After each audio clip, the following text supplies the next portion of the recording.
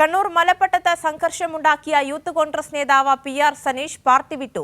നേതാക്കൾ അടിച്ചമർത്തുന്നുവെന്ന് ആരോപിച്ചാണ് യൂത്ത് കോൺഗ്രസ് തളിപ്പറമ്പ് മണ്ഡലം സെക്രട്ടറിയായിരുന്ന സനീഷ് പാർട്ടി അംഗത്വം രാജിവെച്ചത്. യൂത്ത് കോൺഗ്രസ് തളിപ്പറമ്പ് മണ്ഡലം പ്രസിഡന്റ് അമൽ കുറ്റ്യാട്ടൂർ, ജില്ലാ പ്രസിഡന്റ് വിജിൽ മോഹൻ എന്നിവർക്കാണ് രാജിക്കത്ത് കൈമാറിയത്. പാർട്ടിയിലെ ചില മുതിർന്ന നേതാക്കൾ അടിച്ചമർത്തുന്നു എന്ന ആരോപണം ഉന്നയിച്ചാണ് രാജി.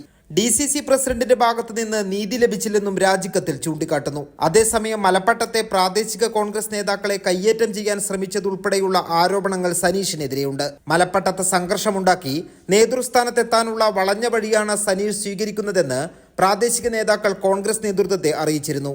ഇതിനെ തുടർന്ന് ആവശ്യപ്പെട്ട സ്ഥാനങ്ങൾ സനീഷിന് നൽകിയില്ലെന്ന് മാത്രമല്ല, സനീഷ് നൽകിയ പരാതി DCC നേതൃത്വം തള്ളുകയും ചെയ്തു.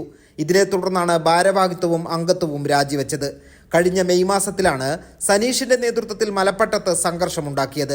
CPIM പ്രവർത്തകർ ഗാന്ധി സ്തൂപം തകർത്തു എന്ന വ്യാജ പ്രചരണത്തിന് നേതൃത്വം നൽകിക്കൊണ്ടായിരുന്നു തുടക്കം. പിന്നീട് രാഹുൽ മാങ്കൂട്ടത്തെയും കണ്ണൂർ ജില്ലയുടെ പല ഭാഗങ്ങളിൽ നിന്നായി യൂത്ത് കോൺഗ്രസ് പ്രവർത്തകരെയും മലപ്പട്ടത്തെത്തിച്ച് പ്രതിഷേധ പരിപാടി നടത്തി.